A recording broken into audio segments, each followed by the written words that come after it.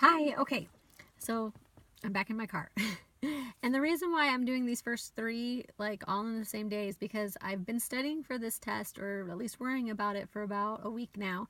And I finally buckled down and said, okay, I'm going to memorize one every day with in between a review day of all the other tenets, just so that I don't get to tenet 6 and then I've forgotten one already. So I've done the first three, so I just want to finish the third one. Today's the day that I'm practicing the third one. Okay. To review, 1 was confidentiality, 2 is professionalism, 3 is conduct, our behavior. And there's 10, and I was so overwhelmed. I was like, oh my gosh, there's 10 in this one, there's no way. And I can't keep using signs because, 1 can't always be, you know what I mean? That's going to get confusing. So some of these are really dumb. I'm going to warn you beforehand, but I think this is what's going to help me. So today is a little bit different strategy. 3.1, person. Sorry. 3.1, and again, I'm just going to summarize. My conduct, I'm going to speak to the appropriate person about the assignment. Like where they want me seated, what's the best placement, any information I need to know. So that's 3.1. 3.2, I have the word through. 3.2 means when I am no longer able to perform the functions of an interpreter, I'm going to withdraw.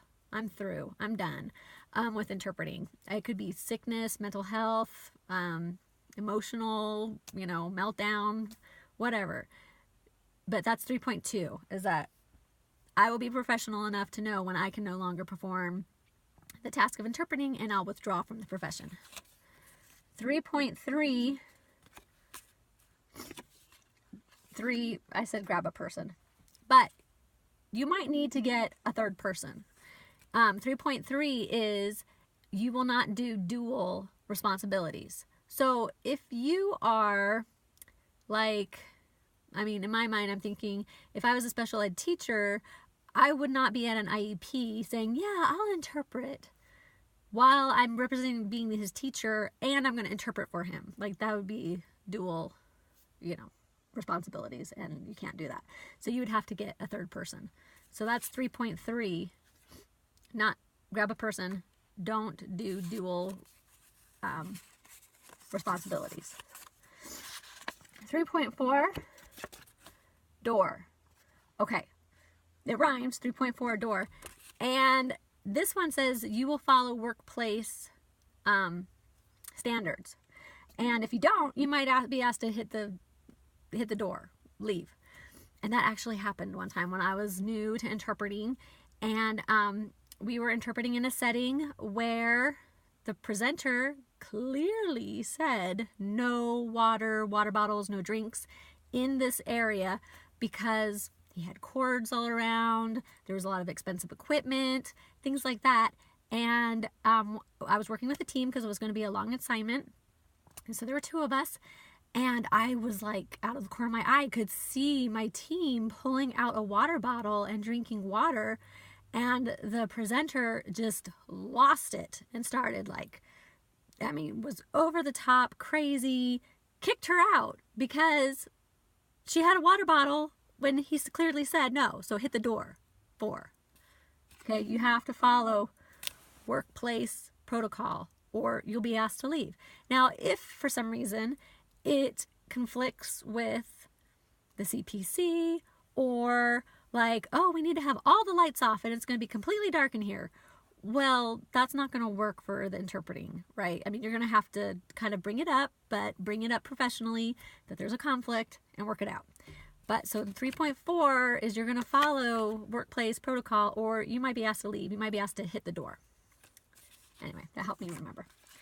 3.5, okay, this one's dress. Okay, that you will, again, I'm summarizing. I'm memorizing this one today, so I don't have all the verbiage language right. But that you will be unintrusive? I can't remember the word they used. But you're just going to blend in. You're not going to be loud with the way you dress, your behavior. Okay, so that's 3.5 dress is unintrusive. I can't remember what they said, but that's the one where you're talking about the way you behave and how you're going to dress. It's going to be appropriate to the situation. If you're doing a yoga class, you're not going to show up on assignment in a skirt and heels, right? If you're doing a swim class, you're not going to show up in fancy, like swim aerobics. Like, you might get wet. You're going to, dress appropriately. Anyway, so it is a challenge if you're a freelance interpreter and you're going from one place to another place to another place. And I've actually seen some really good videos from other interpreters, how they dress up, how they dress down, how they have like a basic outfit and then they'll like add a jacket to make it more formal, or they take the jacket off and switch shoes or whatever to make it more casual. So it's possible, but it is a challenge. It's something to think about, to dress appropriately. And not, be like, whoa, where did you come from? Prom? And you're here at, this 5th grade recital? What's going on? So anyway, okay. Number 3.6, to me, sounded like sick. Okay? And if you're sick, you're usually on medication. And that's the one that says you will avoid mind-altering drugs. Okay, so I don't think anyone would intentionally show up to work high or on drugs or stoned or anything, but it has happened to me where I have been sick and I'm like on, cold medicine and I'm just like, ugh, my mind is so foggy, I can't even focus and concentrate. And I've had to request like, I need, the rest of the day off. I just can't think clearly. I'm just in such a fog. And so that's being professional. It stinks. Yes, it does stink for your supervisor to be like, blah, you're out sick, what? And so you want to call in sick as early as possible and try and get a sub. But yeah, if mentally you're not there, and especially if you're taking medication, you're supposed to avoid mind-altering medications. So 3.6 is if you're sick, but it's anything. Don't take drugs. Okay. 3.7, heaven. Okay, this is lame. 7, heaven, though. And this is the one, there's 10 tenets, but 7 says you will avoid any real or perceived conflicts. And then number 8 is you will disclose if there is any real or perceived conflicts. Number 9 is, and so I kind of got off of the word things, but number 9 is about, I won't personally use the benefit. I won't personally use the information that I get to personally benefit from that information. And then number 10, 9 and 10 are really close, but as far as I can tell, it's talking about the information that I get, I won't then take and then let it benefit any affiliate organization that I'm with, or, right? It goes back to everything being confidential, but my conduct is I'm going to keep everything. I'm not going to benefit personally. I'm not going to let any other company benefit or affiliate and say, hey, did you know, I just heard from this that they're doing this, and if we get a jump on it, we could get ahead. No. Okay. So just to review, the first one, it's a person, right? You're going to talk to the right person when you get to your assignment. You're not just going to talk to the secretary and start unless that's the right person. You're going to go to the person and say, hey, you're the speaker. Where do you want me to stand? Do you feel comfortable with me being with you? Do you want me to sit on the floor? You're going to have overheads, blah, blah, blah, blah, blah, whatever. You talk to the right person for your conduct, okay? 2, I'm through. Be professional enough to realize when you're done.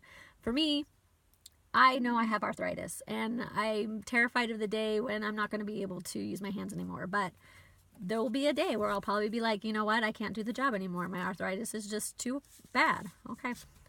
3, you might have to grab a third person, right? You can't do 2 things at one time. You can't have 2 roles at one time. You're going to have to grab another third person so that you don't have dual roles. 3.4, hit the door.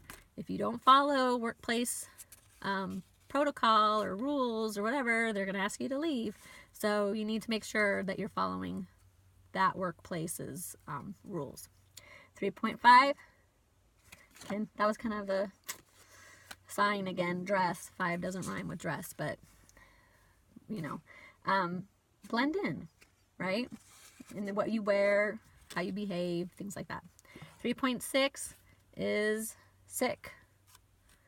Don't take mind-altering drugs. Don't do drugs. And when you're sick, if it's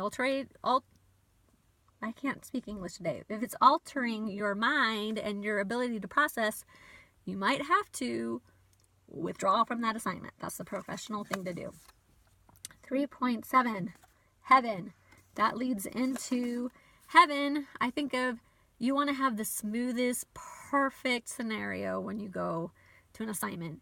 And you don't want to be stuck in a position where you're like, oh, they think that I am, having this conflict of interest.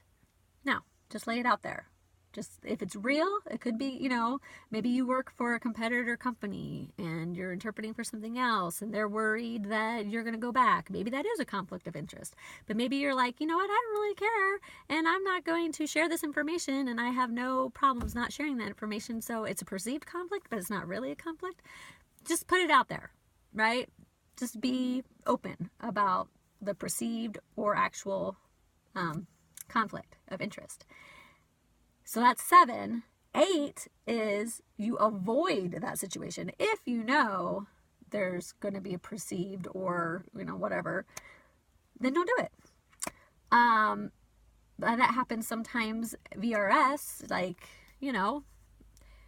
someone pops up and it's like, hey, this is my friend. Does that person really want me to interpret for them? Maybe, maybe not. They'll say transfer because this is going to be a doctor's appointment and I don't really want you to know my business. That's fine. Then they have the control. But anyway, you might know certain things and know that there's a perceived conflict of interest. Or if you know there is an actual conflict of interest, you avoid that situation to say, I'm sorry, I'm not available for that assignment. No big deal.